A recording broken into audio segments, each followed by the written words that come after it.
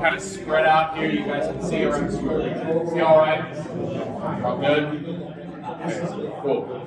All right. So, if you want to, sure. Yeah. Yeah, then you can send it to me and then I know how bad I did. If you guys want to, I got notepads up here. If you want to take any kind of notes. Most of you have 175, okay? Well, at least half of you do. So the two pads that I used the most when I was using 175, well, at least when I was with my franchise, we use these periodically. Okay? I didn't like them. Didn't like them at all. Okay? They're all synthetic. Didn't use them very much. Okay? So I hated those. These Damon calls these tornadoes. I call these like a woven turf. You know, which they call them different. They're made out of rayon. These are very absorbent. They have this kind of green scrub strip on it, so that's excellent for agitation. Loved these. And our franchise sold these. Now, when I started experimenting with other pads, outside of the franchise, what they offered,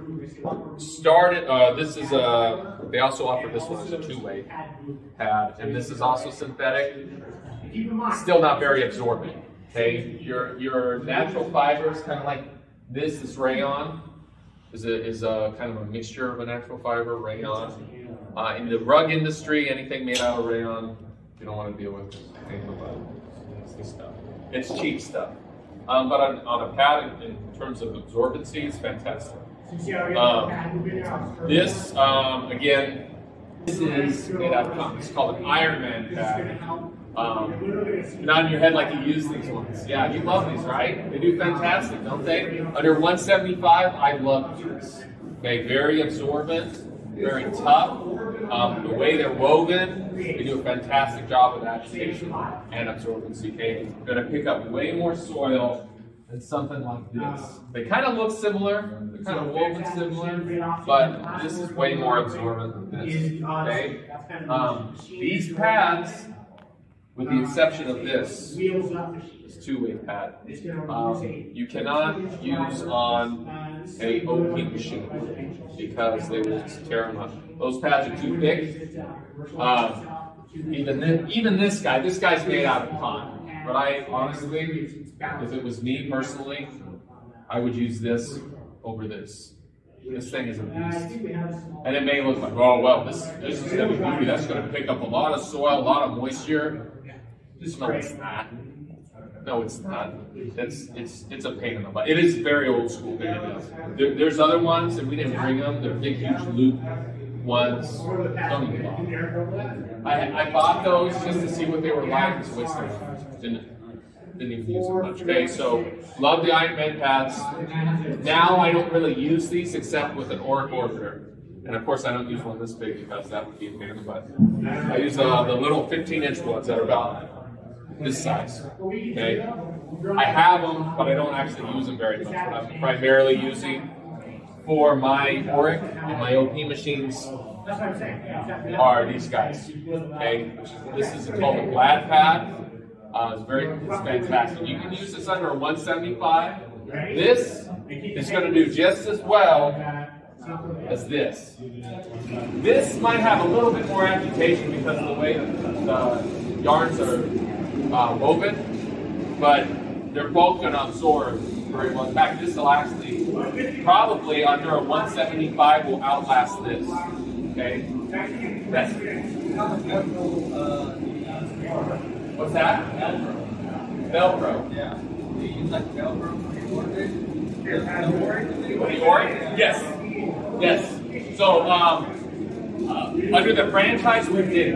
Okay, I just got the stock blade. You've seen those, what those are like. They'll rip up your pads. Yeah. They'll rip up your pads. Yeah. Damon actually has an article, tutorial, I think, or maybe a YouTube video, where he goes through and shows you how to do that. You take a razor, you shave off all the knobs, and then you'd actually buy a Velcro pad for $100 very portable, very cheap. You're just going to slap that on, okay? And that will work for any pad, okay? The only thing that you would want to keep those knobs for, and it's really not that important, even if when you have a Velcro pad driver, you can still use these, is these kind of pads. That's what that pad driver is designed for, is to hold these type of fire pads, okay?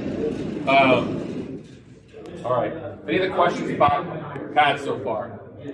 Not yet? Okay, so these are pretty similar in terms of their performance.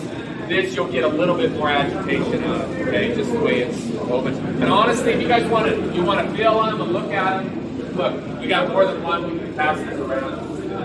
Okay. And I'll pass this two-way pad around. Again, I don't like them. They're not as absorbent, but you can still use them. Not as good as cotton, okay? Or microfiber. Microfiber. Okay, lots and lots of microfiber. They're gaining more and more in popularity, right? David has his own that he's designed. These are fantastic. Okay, this is the Zinger, and this is the Polar. Okay, and anybody tried these yet? The machines? You love them, right? They're fantastic. What I love about them is they're white. Right? You can see the soil you're picking up. What we don't have them here. The blue ones? Yeah, the blue ones are there. Blue and gray ones, yeah. There's blue and gray, kind of like this, except it's just blue and gray as opposed to green. This is actually even better than those that are white. And this is a new, very economical pad compared to those other ones. May not last as long, it's thinner. Doesn't have much of a foam core in it. That's not any loss. You're like, well, it doesn't have the foam core in it. I think Mike Piatate, the Green Lights guy earlier, oh boy, Mike's a character. So I've done the Toronto McDonald House cleanings with him. We're going to do the Boise Ronald McDonald House. I don't know where it is. I had pads that were, oh, this one, okay. You can kind of see what's inside this pad, right? He talks about how the foam core is absorbent. Don't believe that.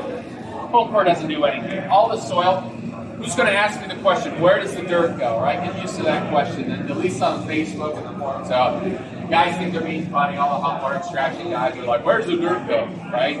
It does not go into the foam core. It goes into the microfiber, okay? And you're going to see when you wash these how much soil they actually pick up. So on these pads right here that don't have as much of a foam core, don't think that it's not going to be as absorbent. It still is very absorbent, okay? Because the microfiber is doing the work. They seem to be as gentle too as these ones. As opposed to one that has a foam core. If you're using an OP machine, like the Tops machines that have a tamping action, the machine's going to run a little bit smoother, but eventually, actually sooner than later, that foam core is going to break down, and it's going to be null and void anyway. So when you're using something thinner like this, it's just as good. It's fine. It's going to make the machine run a little bit smooth. Yeah, but it doesn't make a next one again. That's a good question. No worries. Encapstore.com. Go there. Yeah, for sure. What's the difference between the Zinger pad and the blue strips pad from Trinity? You know how Trinity has their versions? Oh yeah, they do. Yes. Because I have those. Yes, I have those too. Yeah. From Trinity or these? The Trinity blue strip pads I have. Okay. So the question is, there's not much of a difference. What's the differentiality between? It's like they conduct the same purpose. As far as this and those, well.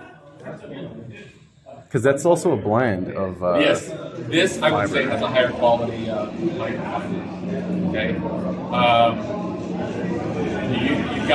you got more of a yarn count, so you've got more yarns on this than theirs. These are things Damon's told me. Honestly, like, your machine's going to do a lot of the work. It doesn't make a huge difference. What I'm encouraged, I may point you guys in the direction of a pad. Don't pay attention to that. What you should be doing is, through Encap Store, it's nice because you can buy a couple at a time, and the shipping rates are fantastic. I think here's a little shameless plug. I get no royalties for anything that I tell you about Encap Store for me. He's just done a lot for me, and I appreciate that. But buy a couple at a time, okay? Buy one or two, maybe three. Test them out, see what you think. Okay, that's what I did. I can say which ones I prefer, but you guys are also using 175s, and I'm using an LP machine. They're going to perform differently on different machines. Let's say I get to a client's house and however many pads I got for the cotton, full cottons, and the ones of that type. Would you, if you pre-spray, let's say you're gonna knock it out with the Odyssey, right? Would you, after you pre-spray, would what am I doing with hit it with that process? first? Yeah, what's your pad process like? All right. So for residential, you want this for residential? Yep. Okay. It's pretty much the same residential as commercial. I'm going to throw down a microfiber with the scrub strip first, okay? Because this has more agitation, okay? And it's going to do a better job at lifting the soils or breaking the soils down, emulsifying them because of these little zigzag zingers in the pad. These are actually, the red marks are not absorbent, okay? They're denser plastic and they help agitate, okay? So greater agitation rates, right? You're gonna start with that, then you're gonna put down either a polar or a cotton pad, right? You can do the Ironman or you can do the black. Or you can do a microfiber. There is a debate online, and like I said, you guys should test it for yourselves, see which ones you like. Okay? I can tell you what I personally use, but Damon also says there's no difference in absorbency between a cotton pad and a microfiber pad. Question: I've seen there's different theories. I've seen some people work the pad before. Yes. Some people not do it. Yes. The sponge effect, right? Yeah. First use the sponge, dry, and absorb a little bit. Yes. So if you're using a cotton pad, whether it's the Iron Man pad or the Glad pad, it will work better if it's a little damp. So imagine when you're using, and this is what Tops explained to me, because I had that question too, which one works better, a bone dry pad or one that's a little damp, and you can feel this one being washed working. It's a little damp, just a touch. You're going to get more absorbency with a pad that's slightly damp. Isn't that kind of funny? It's slightly damp. So I don't dry my pads. I wash them in a machine, I lay them out, and just air them out. Yeah. But I don't want them completely dry when I take them into a home and use them, right? There are times also where I will run it under the client's sink, or you can do it with a sprayer out in your van or something like that, doesn't matter. You want them a little bit damp when you take them in. You're going to get more absorbency with that, okay, as opposed to a dry pad. Now, does that apply for microfiber? I don't think so. I don't think it matters so much for microfiber. But I also think that it's not going to hurt either. If it's slightly damp. You've tried both. Yeah, you can try both and see what works better for you. But I always keep my cotton pads slightly damper. What's that? Using Ironman's 175 and low damage, so which one better? Yep. Now, when I'm using Glad pads, if I want to flush or rinse out a little bit better, then I'm going to take my Glad pad, run it under the faucet, wring it out a little bit. You don't have to wring it out like a lot because these get pretty tough and worn down. In fact, there's a used pad over there. They probably already used it. What these pads start looking like, these are like pristine. It'll look like this after you use it once or twice, okay? This is kind of like a cream color. It kind of breaks down into a white color. The water in these will act kind of like a flushing. Two part of the next question. Yes. What are you using to wash them with? What am I using to wash it with? So are you using like Regular laundry detergent. Yeah. So your cleaner that you're using, I assume that most of you guys are using in-cap store products. Those are going to help. You have to use very minimal detergent. In fact, you can even use Green Dragon if you really wanted to. If you wanted to, if that's more economical than laundry detergent. like we use the super absorbent black bath. Yeah. Yeah. So for example, not each place is one side of that. If how thin it is, or Oh, I put pads. I put pads. Yep. So you should be using both sides of the pads, but it also depends on how much soil and how wet the carpet is. Yeah. So you also want to be careful of not over-wetting the carpet when you're spraying down. One thing we tried is just using one side. That makes it so one side just gets destroyed, right? So then we all together this one's house. Well, yeah, if it's bleeding through to the other side. Yeah. Well, I'm going to flip it. And the other question I got, I think, in the last group is how often should you be flipping your pads?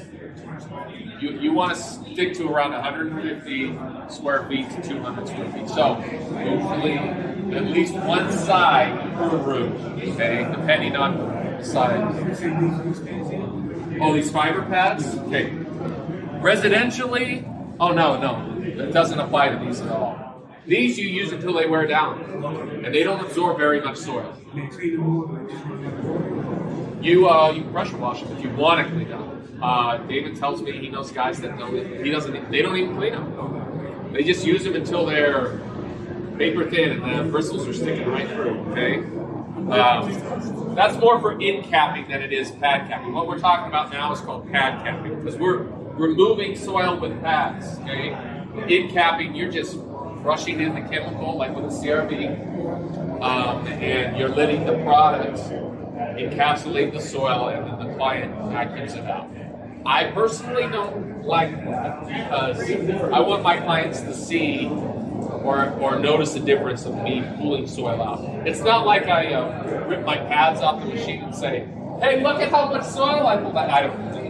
I don't do that, but I also know that I'm moving soil and taking it with me, as opposed to just scrubbing it. Does the pad capping give you that soft feel, like as opposed to the end capping, which is always stiff?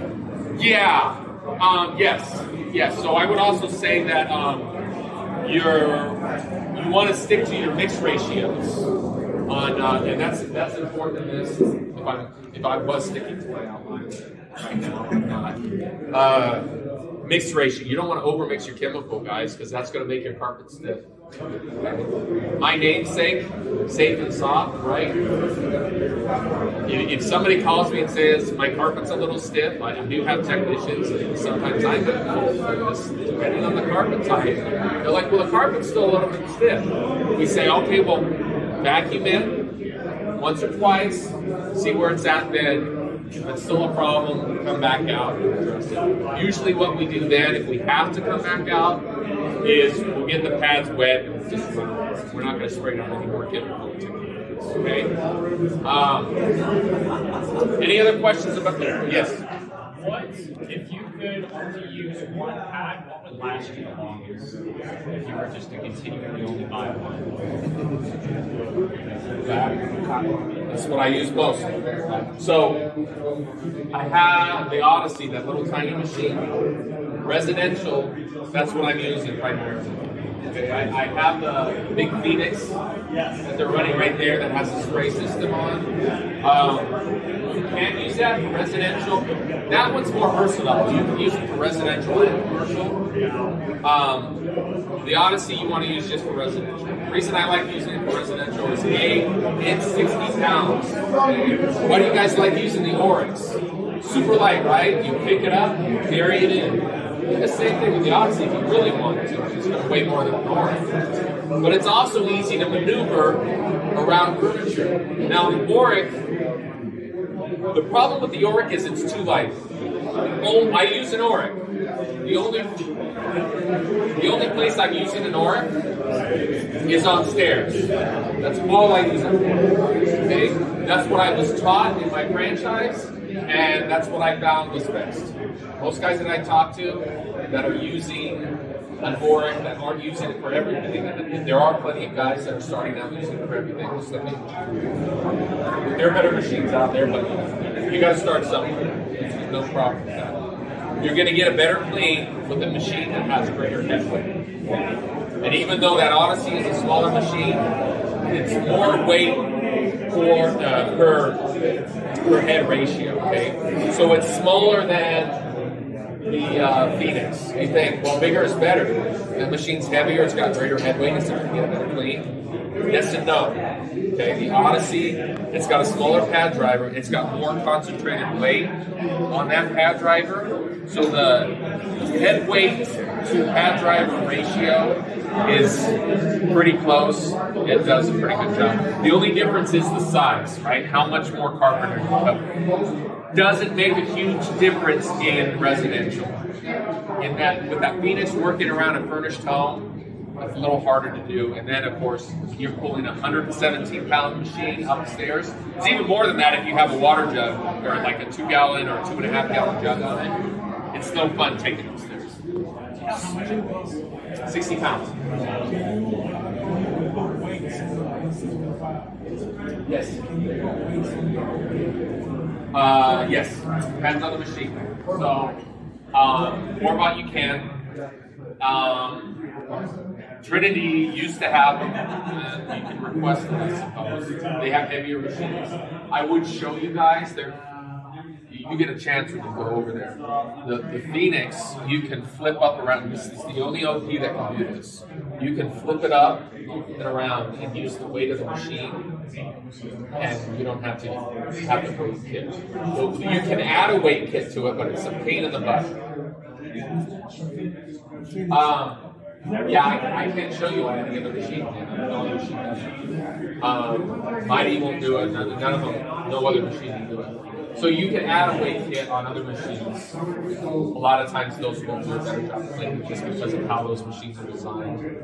Weight does help, but most of the time you can get away without weight. 175 is heavy enough. It's a 100-pound machine. Yeah.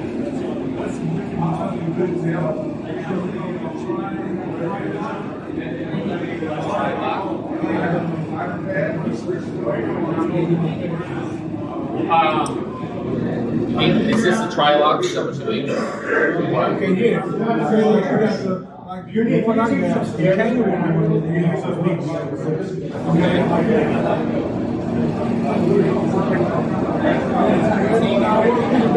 Does it have brushes on the outside of it, and then you can put it back? This is on board? No. Okay. So some of them have carpet brushes on them. If it's too stiff, then it's probably a tile grout brush. Okay. It has to be real soft if you want to use it on carpet, because otherwise you're going to ruin the carpet.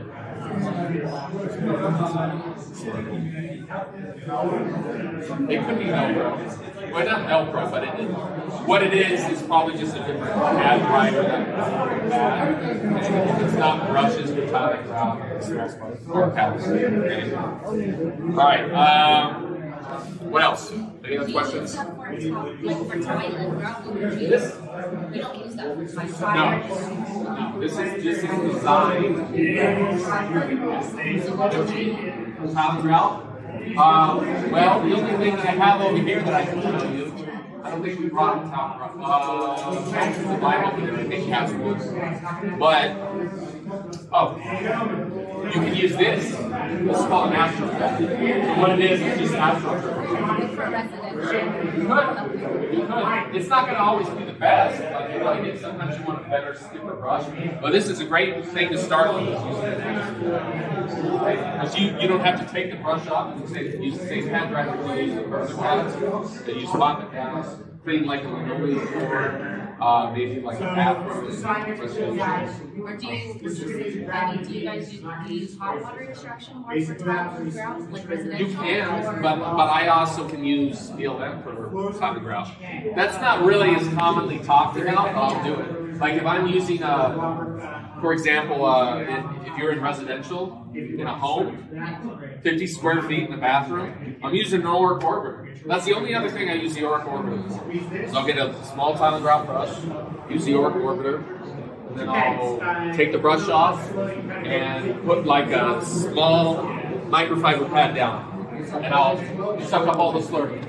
Or you can do that, and then you can put another, maybe a damp microfiber pad, like a polar pad or a glad pad. That's a little damp. It's going to act like a rinse. You're going to just kind of mop it up. Which chemical are you using for tile and grout? For tile and grout. So the most versatile, and we'll get into that, is going to be Green Dragon. Okay, you can use that for tile and grout. You can use it for carpet. You can use it for upholstery. Okay. Not going to get. I don't think I have time. And you guys are probably more interested in different chemistry types. This pertains to chemistry. But when you're dealing with chemistry, you want to be really careful with the pH. Any of you guys familiar with the pH scale? Okay, you guys are, right? You want to be really careful. Sometimes guys think the higher the pH, the better. No, you want to be really careful. For tile and grout, that's okay. But a lot of times you want to balance that out, right? Because a lot of times for tile and grout, you use an acid and alcohol, right? But for carpet, you want to stick closer to neutral, right? A lot of times you can use a quality neutral cleaner. That's what we did in my franchise before. Is we were using more of a neutral cleaner. If we needed to boost it, then we would boost it. Same thing. What's that? Well timed for tile and grout. 15 minutes is typically what I stick around. It's pretty common. Even in carpet, I stick with 15 minutes. It usually does pretty good. Okay? All right. What else before we move on, guys? Was it 150 feet to flip or 150 feet new pad? To flip? Yeah, now, that also depends on the size of your pad, right? Because for us, we primarily do residential. I'm using a 15-inch pad, and there are 15-inch glad pads. Because they're smaller pads, obviously I'm not going to get up this much solar pad to put them. Okay. Okay, what else, guys? Moving on? Yeah, I was just going to for some food about residential, maybe like a little commercial, small commercial, one machine. If you're doing a little bit of commercial and residential? Yeah, if you're doing residential, maybe a little I would, so you can do the Vibe if you want. That runs really smooth. And you're going to get a chance to run the machines. But I would also use the Phoenix settings. But that's what I use. Okay. So that's my personal preference, right? But there are other machines out there that works, right? I don't want to be biased. But any carpet cleaner you ask, they're going to be biased, all right? So I'll tell you that I'm biased. I'll be honest with you guys. Okay? Are you going to steal another one of my machines? The swirly. You're going to take the swirly. Okay. Are these your machines? No, just my display machine. That's okay. Sorry. Okay. You guys want to move on to chemistry then? We're talking about different incaps. All right. So tell me, if you guys are using incaps for products, what products are you using? Green Dragon. Citrus. Oh, sorry, yeah. So the Dragon products, yeah, right? Dragon products mostly are our go-to. Okay. Yeah. Okay. Dragon products. You use any awesome? We haven't. We actually haven't cracked it open yet because the Green Dragon is so easy. I hear you. So we kind of gear towards that, and then with the heat where we are, it's kind of nice to have the powder. What is it? The heat where we are, having the powder, not having to worry about it. Oh yeah. So that's nice, you know. It's good. It's good in colder climates too because the powder's not going to freeze. Exactly. So it's really versatile. So mostly that, and then some spotters. Spotters? Okay, yeah, perfect. Yeah, we can go into spotters too. Okay, so mostly awesome. Mostly awesome. Okay. Okay. What else, guys? You using anything else?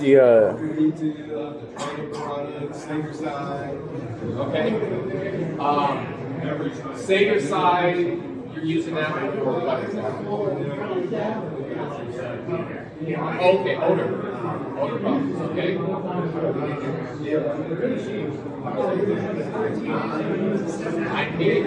Okay.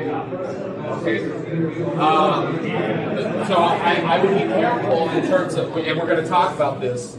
When you use in products, you want to make sure you know what they're designed for.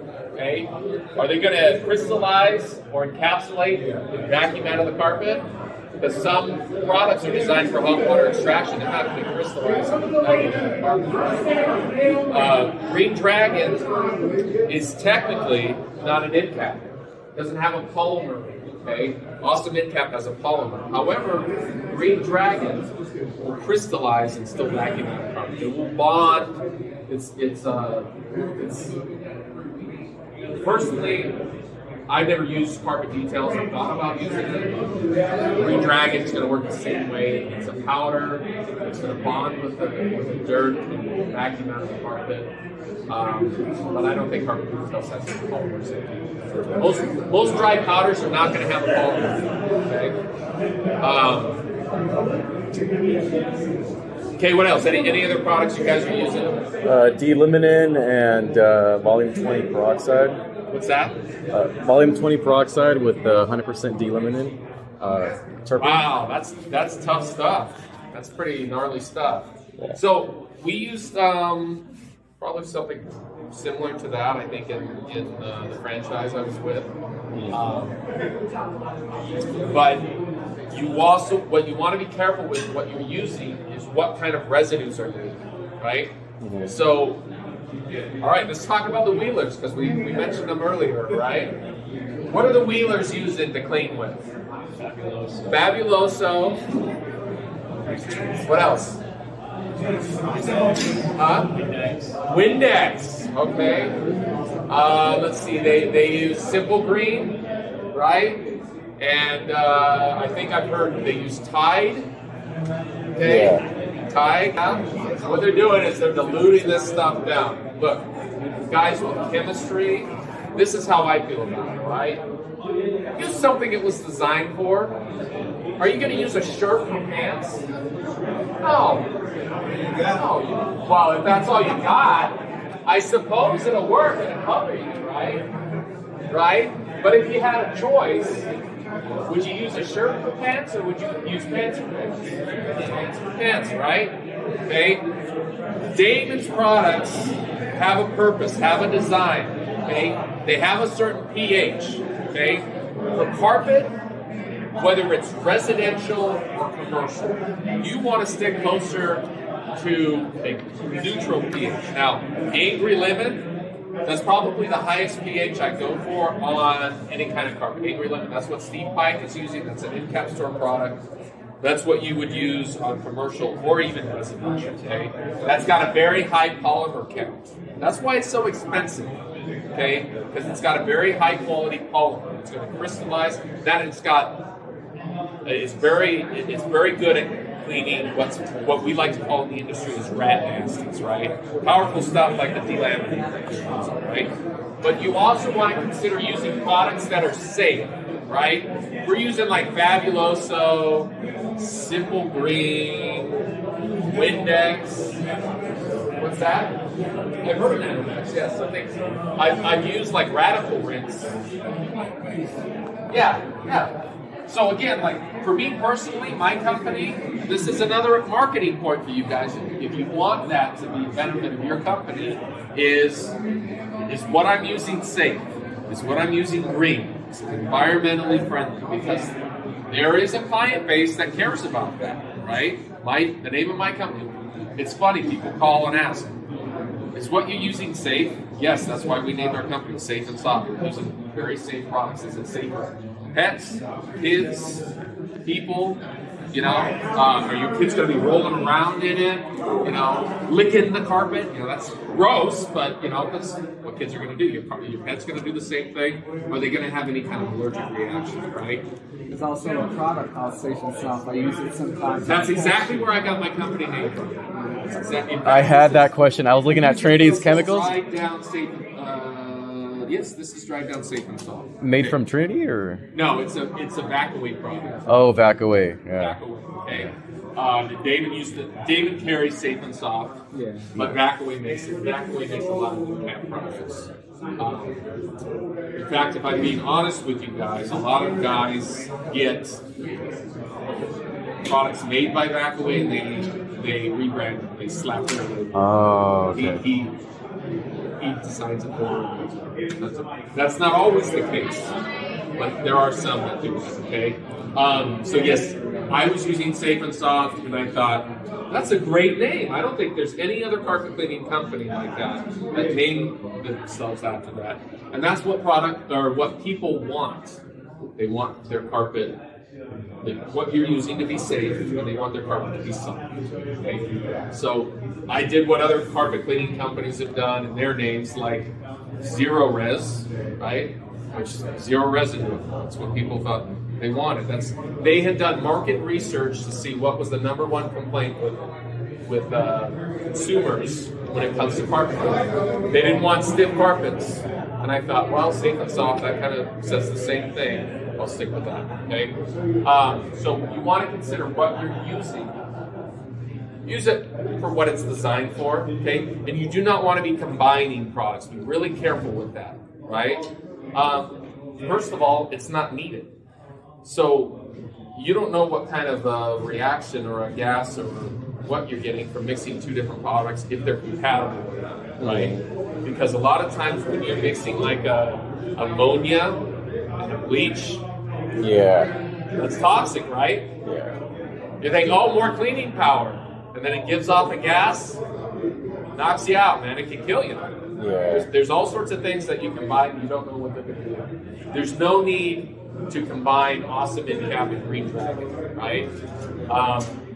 With few exceptions. If you completely run out and you're like, I need something else, that'll work, right? But when you're using Green Dragon, you're like, this isn't cutting it. This carpet is heavier soil. That's when you bust out the Dragon Fire or the Citrus Fire. Okay? And even the Citrus Fire does not crystallize unless it's combined with Green Dragon.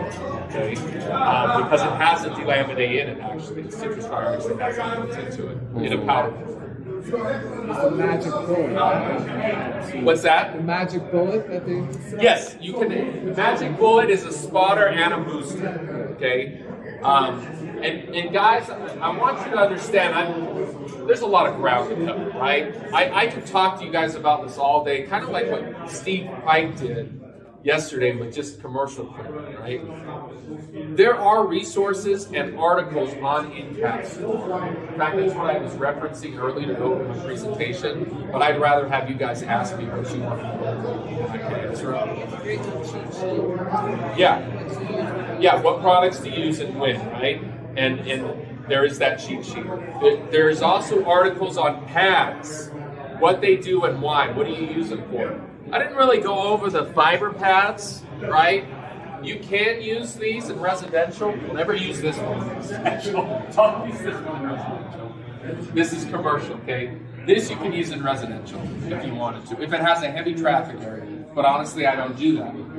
I don't think it's needed. I'll use a more heavy-duty microfiber scrub strip pad to do that first, and then follow up with a more absorbent pad like a flat pad or a polo pad. Okay? So those are mostly for this kind of carpet. Right? This, yes, except this one is a little milder, and I wouldn't use it for commercial either. This I use for residential if I need to, which is rare. Microfiber gets the job done 99% of the time. Or I would use it to polish wood floors. Is there times where you go to a house and it's not too bad? Would you rather just can you get away with just using the microfiber, going over it, calling it a day? Well, I mean, there are times where instead of using this at all, yeah, I'll just use this or the Glad pad by itself. My pad of preference is always the Glad pad. Yeah. Because for my machine, which has a tamping action, yeah, which I think is an added benefit, because it's going to knock up stuff that the vacuum's not going to get. Yeah. Yes. Phoenix has a tamping action, and the Odyssey, which is that smaller residential machine. It's okay. Oh, it's right here. I'll grab it. They're not using it. I know. So which one? I don't know. I don't know about it. Doesn't tap. This is more of that Thailand ground brush. So this would go on. So it's got longer. Okay. So that's, my pads don't look that bad, but if the carpet's really soiled, then it get wet. Okay. So this has a tamping action too. Now technically you could remove the tamping action from the machines. I tried it, I don't like it. And you don't want to remove it from the Odyssey because you won't be able to control the machine. On the Phoenix you will, because it's a wheels down machine. This is a wheels up machine. That just means the wheels don't touch the ground. Okay? All right. Any other questions before we move on a little bit more on chemistry? Yes. Does the Odyssey also have what is it? Three different speeds, I believe. You could modify the pad driver to a wider orbit, or is it just one specific orbit? Yes, but you don't need to. No. I keep it on speed 3. So speed 1's more smaller of an orbit? So I would put it down on speed 1. Yeah. For Thailand ground. Okay. So that spins a lot more. Yeah. So there's less. Again, I've gotten a Thailand ground brush for these machines. It's not very common. I think I was one of the first to have it for the bigger machines. Why can't I go for a smaller machine? But honestly, because it's harder to remove that pad driver and put on a Thailand ground brush, I'd rather just use normal brush. For a smaller area, if it's a bigger area, and I want something more aggressive, then yes, I will. This is just, I gotta take a screwdriver.